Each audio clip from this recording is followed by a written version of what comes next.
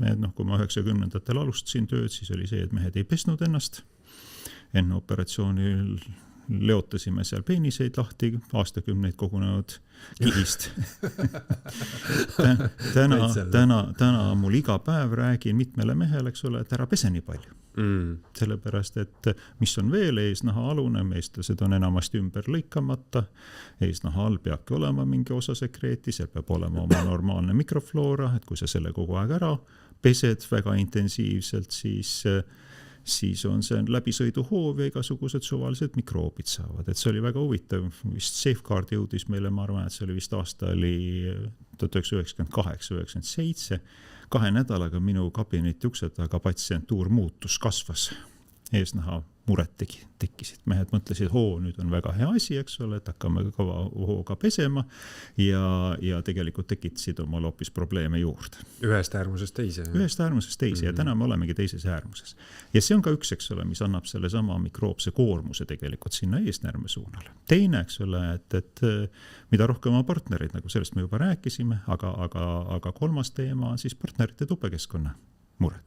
Et seal on see, et kui tuppes on põletik, ühtepidi, et tegelikult tuleks neid põletikke mõlemal pool vaadata kui suhtepõletik. Mitte, eks ole, et ei põe ainult naised eraldi ja mehed eraldi, vaid tegelikult, kui nad elavad seksuaalelu, siis tuleks seda vaadata nagu tervikuna. Meil seda väga sageli nii ei tehta ja sellega on ka mehed päris kõvasti mures.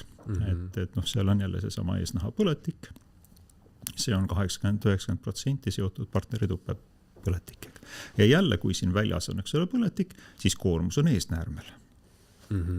Et kui olla siis seksuaalsuhtes näiteks naisega, kellel on, ütleme, põiepõletik, siis see võib ikkagi mõjutada. Igal juhul mõjutab. Igal juhul koormus on, kas ta nüüd oleneb sinu eesnäärme funktsionaalsest seisundist, kas ta siis tekitab probleemi või ei tekita. Kui see kaitsevõime on väga hea, kui see on esmane kontakt, siis suure tõenäosusega ei teki probleem, aga aja jooksul, kui eesnäär on välja kurnatud, siis paratamatult tekivad mured. Nii et partneritupekeskkonnad, rohkem kui üks partner, võetud suguhaigused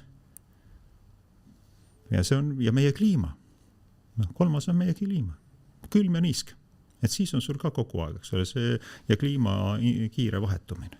Et see ka täiesti selgelt soodustab neid eesnärme muresid. Aga siin on ka muidugi jälle oht laskuda äärmusesse, et kuidas seda kliima aspekti nagu kontrollida, et kas, ma ei tea, kanda mingit sooja pesu näiteks või kas see nagu mõjutab kuidagi? Ma arvan, et need külmetamised on kindlasti halvad. Et 90-ndatel ja veel 0-ndatel oli mul üks patsientide grupp, keda ei on sisuliselt võimalik aidata, olid metsatöölised. Ja kui sul ikka jalad on raietööline, kui sul täna on harvesteri peal, sul on niisugune luks 5 tärni masin all, eks ole, et sul ei ole keskkonnas mingit muret, aga siis kirvega metsas või saega metsas. Ja neid inimesi on võimalik aidata. Teine grupp oli tegelikult meil ka külmhoonete töötajad.